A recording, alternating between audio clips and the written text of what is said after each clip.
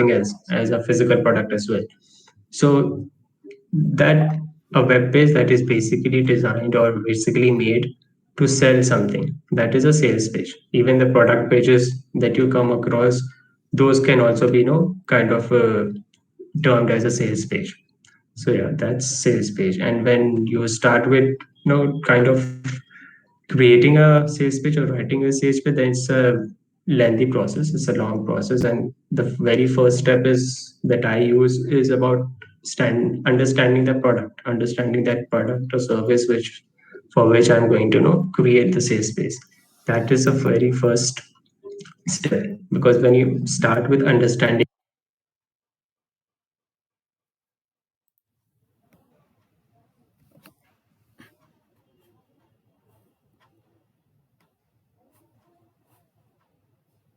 sales page, the first is identifying one clear problem. Okay, one clear problem and the one clear benefit or the one clear solution to that problem. Even though a product or the service for which you're writing a sales page can have a lot of benefits, but you need to identify one biggest benefit and be specific with that, because in copywriting is being specific is very important. That is one thing that you have to always be keeping in mind, that you have to be very specific with everything that you are writing, so that there is no room for any confusion, any assumption for that matter. So the first step is Right. always It is basically for a specific target audience that they have this interest and they would buy this product or service for this reason. Right. not interest specifically, but more of a problem. Interest is very wide. A lot of people can have different kinds of interest, but it's about what particular situation or a issue a person is facing, and how your product or service is going to help that person improve their situation. You have to think in those terms, not in terms of interest, but in terms of problem and solutions. What is the issue, and how directly, thinking in terms of how directly your product or service can impact that person or help that person to improve their situation or service. So even like in terms of examples of copywriting or a content writing, you are looking to upskill your skills in content or copywriting. So you're looking for courses in it. So there can be a lot of courses for copywriting and content writing, providing different things to it. So you will not go for anyone. You will there's a high chance you will actually go for that copywriting course or content writing course which is aligning with your solution, which is straight away talking about a particular solution or a benefit that you are at present looking for, not any kind of it. So that is very important to align.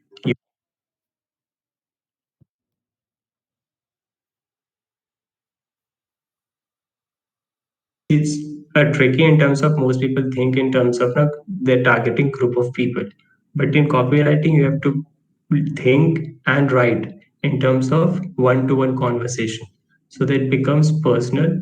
There's a relationship that you can build. Okay. So, Targeting people who are good, who are not too much aware about the brand. So when you're targeting those people who are not much aware about the product or the service or the brand, then you need to, kind of, you can kind of, what you say, create the attention and maintain that attention with relevancy.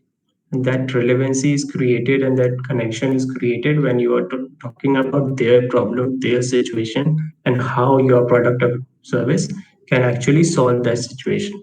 That is a very important connection that needs to be established, and that has to be established right at the start. Only then other things can follow. Yeah. okay, great. So, Yeah. yeah, that was a brief introduction about sales page copywriting, right? Yeah. Yeah.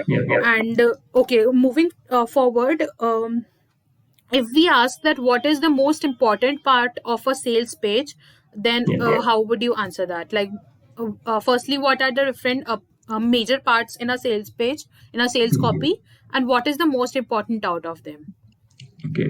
So in Sales page, very first fold, the moment a person is clicking on the ad or the link, and the very first fold that you see on the mobile or the screen, that is the first fold. That is the most important place for a copywriting. Though even you can, based on the product or service, there will be different sections to it. But that first is the very important one, because people are not going to spend too much time on it unless you are catching the attention and establishing the connection. So what happens is almost 80 to 90% of the people make their decision based on that first fold messaging. What is the headline you are talking about? What is the sub headline? And any contact, any other content that you have established there. Is there a video? So currently, there's a videos is kind of on the rise, and so the video, placing video right at the first fold is also working really well. So it's about the first fold. Be clear on that messaging. What is the single most biggest benefit of your product or service? That has to be the right at the start, and also a connection between directly related to the problem and the solution. It can be an emotion of curiosity. It can be an emotion of you belonging, belonging to a community. It can be an emotion of success. So, or improving life. So those emotions are also needs to be identified. What kind of an emotion are you going to evoke in the person? And based on that, you cover that first aspect. So the first fold or the top of the sales page is the most important part. Now what happens is the next of the length of the sales page is dependent upon how much you're also asking, the asking price of your product or service. The general structure is like you put the most, single most benefit at the top, and you structure it in terms of giving more information about the product or service, building credibility, know how, why the person or the target audience should buy from you and not from anyone else, creating the differentiation between you and the other competitors that has to be there, and a compelling offer. Compelling offer is not just about no you saying that okay, buy this product at this price or buy this service at this price. It's about also connecting that product or service with an aspect that is going to make your offer compelling in terms of creating a difference between what are you providing and how much is asking price. So it's about the value. Mostly in terms of master classes or webinars, you might have seen a long page where people are not specifically saying that you will get different step-by-step guidance of something, and in this much time you will get all the answers or the specific things that will you will need for that, kind of upskilling yourself in that.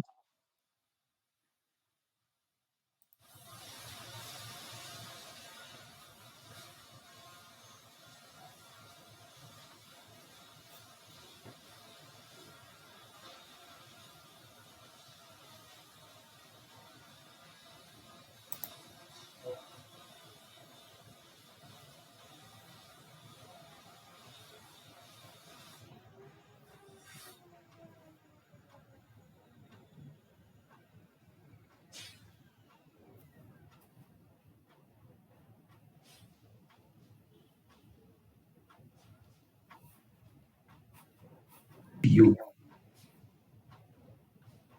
is going to help improve your situation. So that's how the description of the product or service needs to be explained.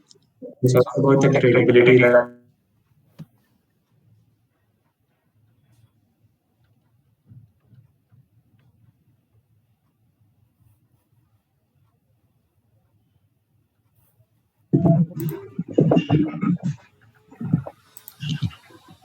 Yeah, I'm audible.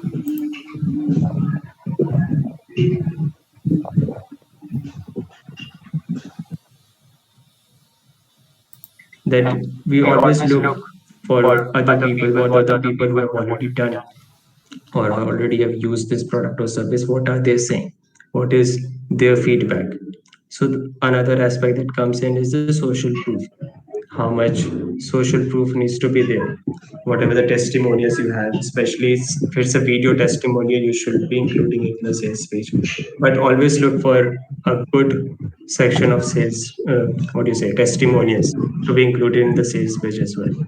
So on a overview, you can say the first is about the first aspect is the first goal, where you put the first benefit or the most simple most benefit.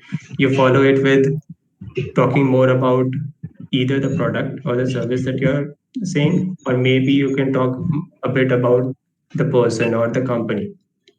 It's kind of varies. It varies based on the that product or service. It's not always general. Okay, so that is needs to be engagement. So based on that, you follow it either with building a credibility or going deep into the product or service. Okay, so this is the continuation process, and then you also later on you put it testimonials as well. And you can also, it's not just very rigid kind of thing that you put testimonials at the last. You can also put it in the along the credibility section or along the section where you are starting to explain about that product or service as well. So this is the general four aspects that needs to be keep in mind. This is the four basic thing that you cannot miss, and based on this aspect only, you go in depth into and build the other structures of the sales page, because it's dynamic based on what product or service that you have for which you are creating that sales page. Okay. Right, I guess that's a quite good explanation about this. Hello. And yeah, am I audible?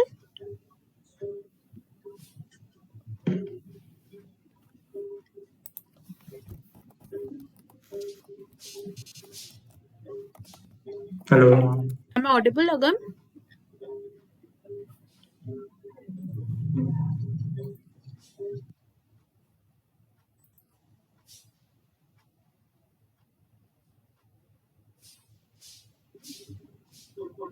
Yeah. Am I audible, everyone? Hello. Yeah, I'm audible. Oh God.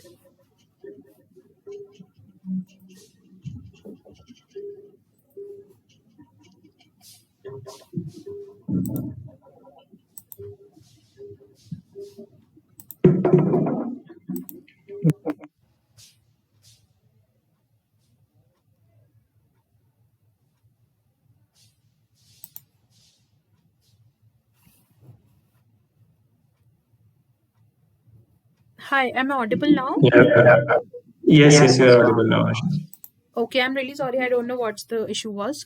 So yeah, I was saying Okay. that I guess that was a good explanation. Now we can take a question from the audience. Uh, Okay. uh, she asks that, "Hi Agam, thank you for your time. Can you please throw some light on resources which can help us learn copywriting for beginners? It can be web Okay. links, channels, or any courses that you would Yes. suggest." See, mostly courses are expensive. If you're starting in the copywriting space, then I would not suggest you go for the courses unless you have that much of budget.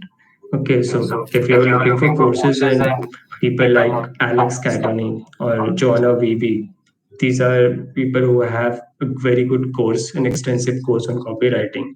But yeah, they will cost you good amount as well. If for free resources, you can look for uh, Eddie. You may know that Eddie Shilner is a very good copywriter, and he has that very good copy.com is there. So that is a very good resource to look for. Along with it, you can follow Alex Catoni on YouTube. She also shares continuous YouTube videos on copywriting, and even Joanna VB's Tuesday tutorials is there. So if you go on Joanna VB's site, there are a lot of blogs and other kind of stuffs which is kind of very helpful for copywriting, and you can also subscribe to her email. So mostly whenever a Tuesday tutorial call is there, you can join those calls as well. Along with that, you can also look up for Ben Settle and Drayton.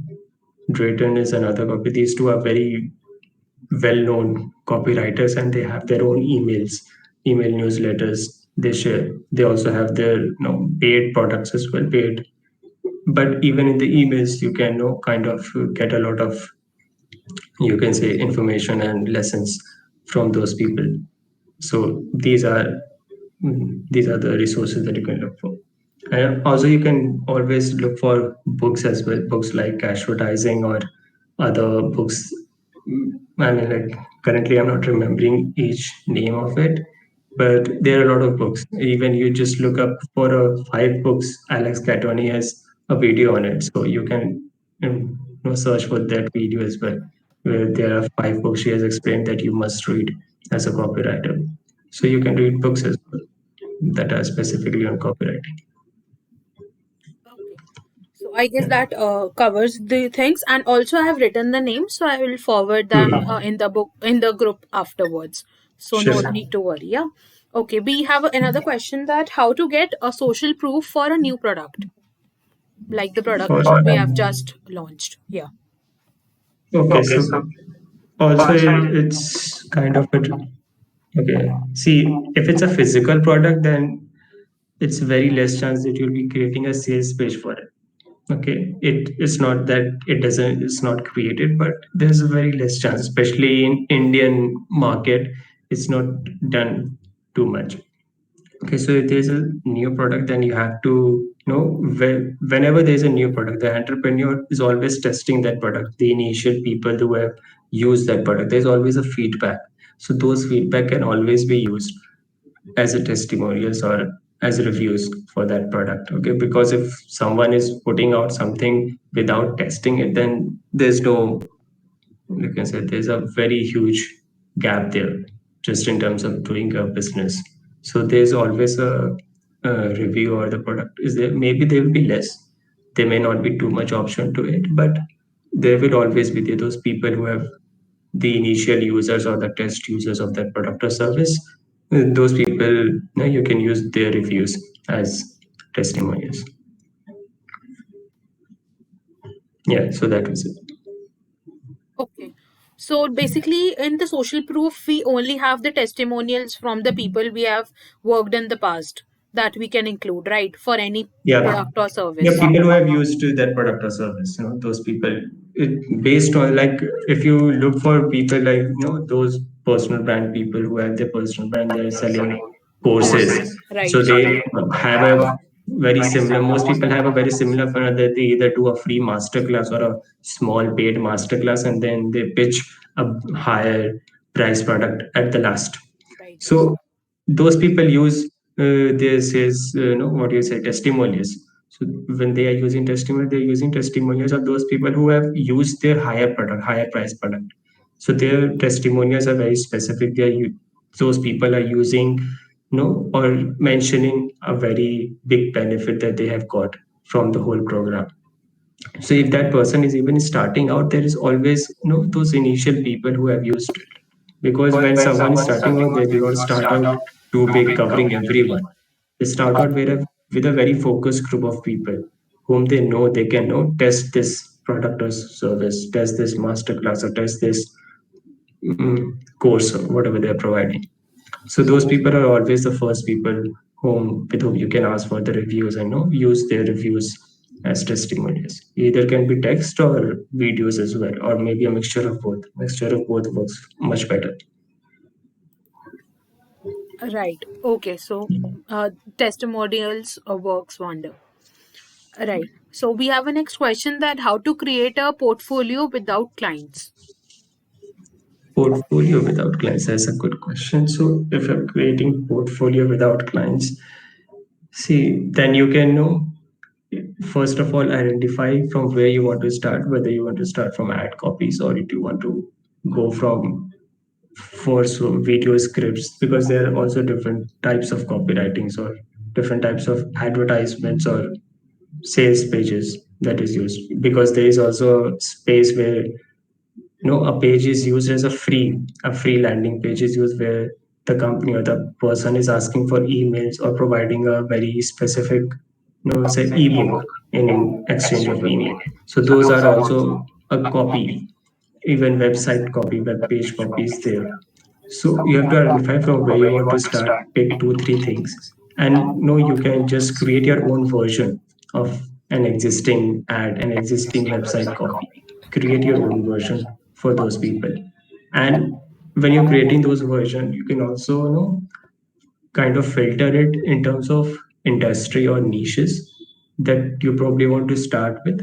I'm not saying be very specific or be figured out that what industry you want to commit to throughout your career. That's a very impractical kind of thing, especially when you're starting out. So pick two, three options, two, three industries or products or services with which you probably think then you're comfortable starting. So and you can create the own version of your of the existing web pages and the advertisements. So in that way, you can create a portfolio, and you can easily send that portfolio to the people you're approaching for as clients. I guess. Yeah. Harshita? Yeah, Yeah, that was it. Yeah. yeah. I guess that answered the question. The next question is by Chetra. She asks that could you please tell more about on how to approach to get the audience interested in the product? What is the shift in the perspective we need to get into their minds? Get into the mind. So, like, there are number of aspects. Is I mean, more specific. Can you be more specific, Chaitra, with your question?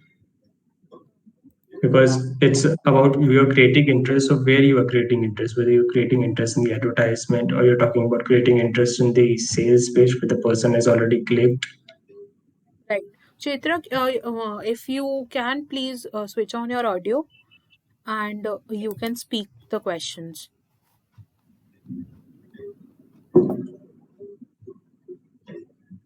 Yeah. Hi, Chetra.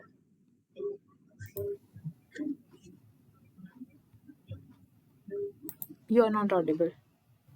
Yeah.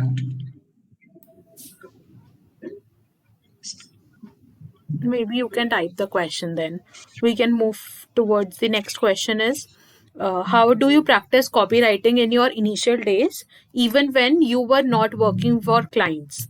Some tips for a newbie. Deblina asked this questions. Okay. So, like when I was not a freelancer, I was working full time in a job as a content writer. So there, I told you, they were I was a go-to person for copywriting. So that practice kind of happened to me in that aspect. But if you are kind of starting out, then as I said earlier, the way to approach or create portfolio when you don't have clients is you create your own versions of the existing advertisements that you see, existing sales pages and the website copies that you see. You create your own version. Sometimes you can decide a specific or commit a specific time to creating your own versions, but also in a general sense, you're always coming across advertisements in some form or the other. So there's a mental editing process that you can also always go on with.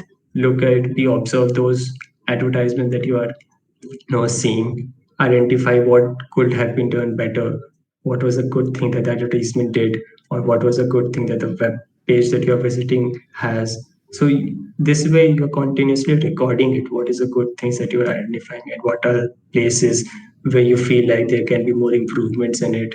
And if there are spaces where there can be more improvement, then you go further down that why there's a gap, what is the perspective with which that copy has been written, and how a different perspective can increase or make the copy more effective.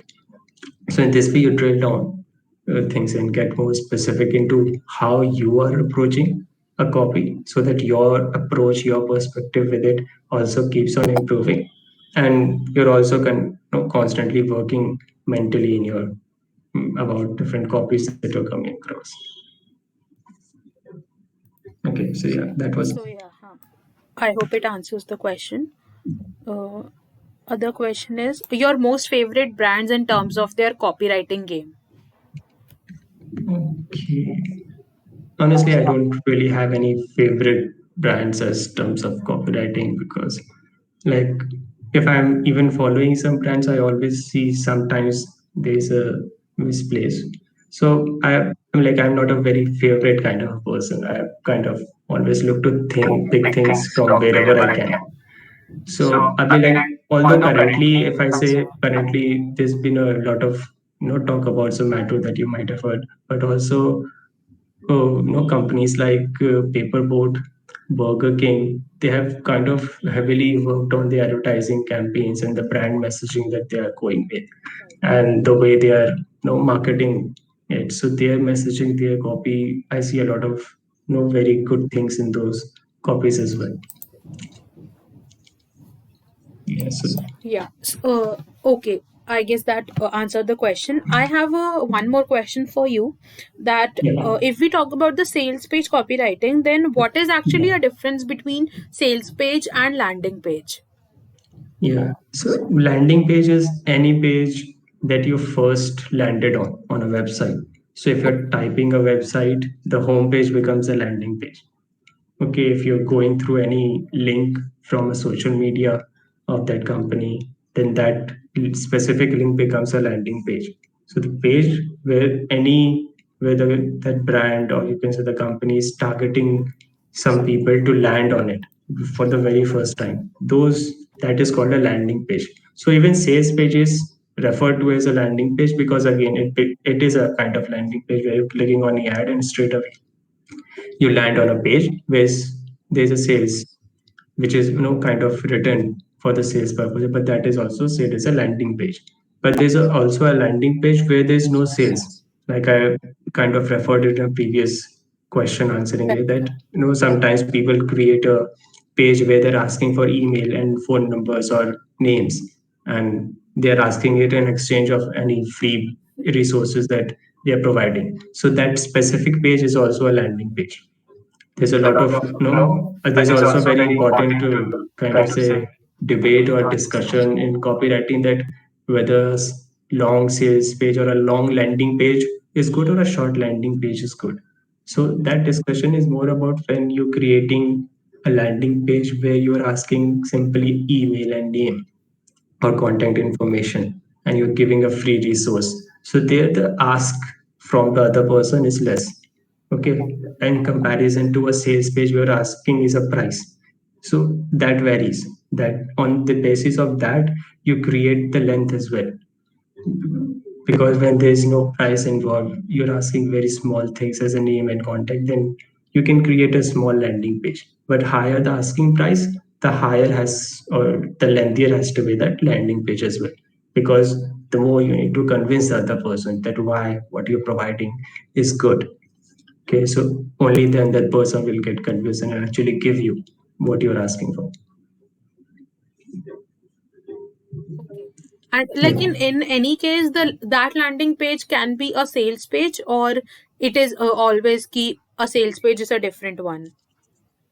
Sales page can is also kind of sales page comes under landing page, but landing page has other variants as well, like product page where you are kind of specifying things about your product. That can also be a landing page if you have put that link of the page somewhere where you are kind of directing a certain terms of audience or the traffic towards that page directly. So that also comes under landing page. So landing page is generally that the first page that a set of audiences is landing on. That is the landing page. So that is why sales page also comes under landing page. Okay, great. Got it. Yeah. Yeah. And yeah, Chetra reframes her question. My question is, Yeah. irrespective of which copy, it is the main aim is to get customers interested in the product by making it relatable to them. So how to do it effectively? How to do it effectively. Okay. So here, what I do is first of all, I go deep into the product or the service so that I have a clear understanding of what the product is providing, what is the biggest benefit that they have. So the problem and the solution aspect comes to it. Then you move to the other pain points of it, because even whatever product you are servicing or targeting, there are always number of pain points. Okay, maybe a problem number of people or say 10, 20 people are facing the same problem, but the pain point that they are facing, the reason for which they are facing that problem, that can differ. Okay, so maybe someone can be looking for a copywriting course because they want to upskill to get a better or improve their freelancing business. Someone can be looking it for to get a good job. Someone is already in existing job and they have a certain project that they have come up with in copywriting. So there they want to excel. So for that reason, they could be looking for a copywriting or content writing course. So there the reasons are number of. Okay, so reasons vary. A problem, the bigger picture of the problem is kind of goes common. That is why you are able to target number of people. But the pain points also varies. So which is the pain point that is kind of covering most people, that can cover most people, or the pain point that aligns with that brand values, not just the product but the brand values. Because ultimately when the customer is going to buy that product, the customer is going to enter into the business of you say that company. So there how the communication happens, what the brand that stands for, whether it's a personal brand or company brand. Okay, so those values when they align, then only then that the customer is going to kind of get a good experience out of the whole process, and there'll be high chances where that customer can end up buying more. Okay, so that is why a bigger picture you need to be also carrying along with going into the specifics. So understanding the product, understanding the pain points of that uh, audience that you're targeting, the problems. When you go deeper into that, then you are able to kind of get a perspective of how effectively you can create the attention or create a connection between your product or service and with the target audience. And there's no rigid rule to it. There's always a trial and error aspect to it, where you think you go deep and you understand few things and you put it on the platform, and then you see how that is working. And if it's not working, then you go further into why it's not working, and if you could try other ideas as well. Okay, so it's not necessary that the first time or the first two, three times it will happen, but there's always a learning curve to it. So you keep on doing things and you keep on learning from it to make it better as well. Yeah. Right. So, yeah. Moving towards the next question, it is key. What's your personal sales pitch? Personal sales pitch in terms of what? Okay, I didn't get this. Personal sales pitch in terms of Can your services to your client. your services to your clients. I don't carry one straightaway sales pitch because I'm always kind of curating it in terms of what the client or the prospect business that I'm targeting. So one method that I use is I kind of scan the website or the sales page that they have and pick out few errors or the few areas of improvement that can be there, five or six or seven. Pick out that, and then you can approach that client or the business by saying them these are the existing areas of improvement and this is how you can improve it. Do not just say that these are the areas that you need to improve. Also give it the solution straight away. So that's how you create a kind of an interest, because that person do not know you. So when the person do not know you, first you need to provide something substantial to them. Only then that person will actually have certain motivation to go on with the conversation further. Yeah.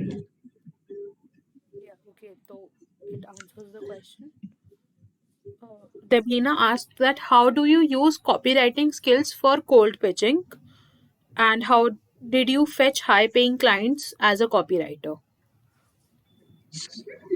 The same method I use to pitch clients. I go into the website or the sales page, scan it. What are the key improvements or the areas that they can, kind of that is very key to them, and what is the solution that they can do.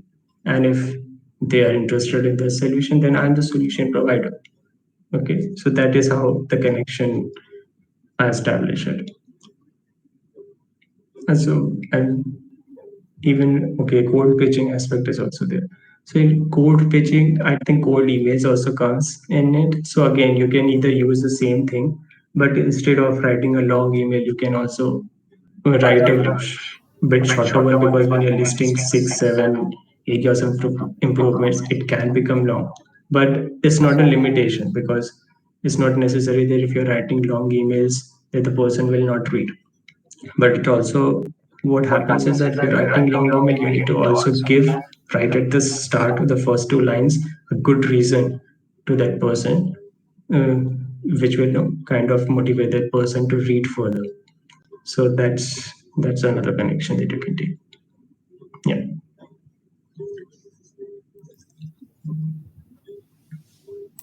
Ashish. Okay. Yeah, she asked that how much should a newbie charge for a sales page? What would be your suggestion? Again, there's no specific price to it. Do not look in these terms. No, what is a newbie going to charge, or what is a very specific price for something that you need to charge? First of all, see, you ascertain it in terms of the value that the product or the service has, okay, for which the sales page is going to be created. That value is there. And then you also understand whether there's a higher upsell to it, no, especially in terms of master classes or webinars. There's very high chance that the person who is doing it is going to upsell it at the end. Okay, so you are creating the landing page whether for that master class, or you're creating a landing page for that upsell course, because sometimes both are created. Sometimes only the landing page for the master class is created. So if you're creating for the master class landing page or sales page, sorry, so for that the length and the amount of work you need to ascertain that as well, because if there's a masterclass sales page, then it will be shorter as compared to the sales page of that particular course. Okay, so length is also there. Then about your, how you work, okay, how much understanding you have about that product or service, how much time you will need to, commit yourself to creating that sales page, and how much research you need to do. All these things you need to take in mind, and based on that you ascertain a price. And do not try and get, that you have to get it right first time. If, for example, you're approached with a client, or you approach a client, and the point comes where, the client is asking how much you will charge, ask that client that, first get clear about all the requirements, get a basic understanding about the target audience and the product, and then based on that ask a small space of time, okay, maybe few hours, a half a day or a one day. Tell that person that, now you have got all the requirements, and give give you a small time, maybe 2 3 hours or a half a day or a full day, and you will email the client about all the quotations as well. And in that time you can research a bit further, and assess, how much time it will take you, and based on that you can, quote the price. So it's always about your time commitment, and also about the value of that product or service is there, and how much benefit you think, that your copy can provide to your client. Yeah.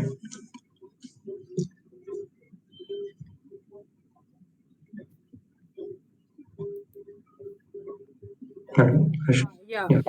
I guess the question is answered. One more question is there by Ashutosh. Yeah. He asked how to charge the clients per project or per word basis. Like, what do you think Same. personally? Okay, in copywriting, never charge for per word. You're writing very some, especially in ads. Okay, there's never charge per word. Per word is pricing. What is a pricing strategy or a pricing way for content writing? For content writing, it is suitable, not for copywriting. For copywriting, it is always a per project or a per copy. Okay, per copy basis that you charge. Yeah. So it is per copy basis. Okay. Last question. Last aspect of the session that we can cover is about the social media copywriting. We can discuss about it in a brief. Like, what do you think Hmm. about the social media copywriting, and is it actually related with the sales page copywriting or not? Because it's not related with social media, and sales page copywriting is not directly related to it. But see, even in social media, it's not specifically say that social media copywriting. But there are two terms to it, like advertising copywriting, whether you are putting ad on social media. So that advertising copywriting comes in.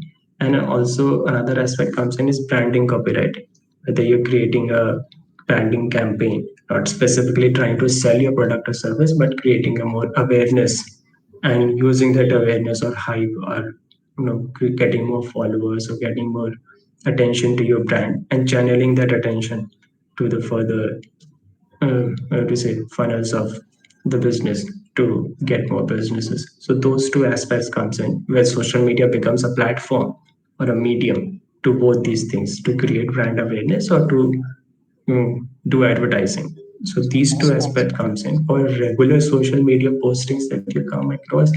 Then a aspect of brand copywriting can be said that it is used in there, but it also because it is a regular process, then it's also about the content and the messaging that you are using.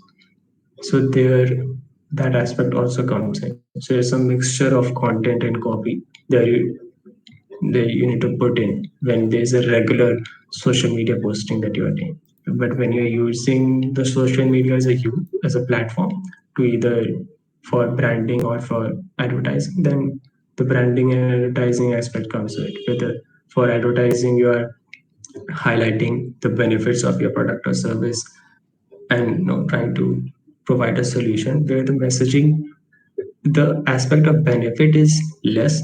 It's not that it's not there, it is always there.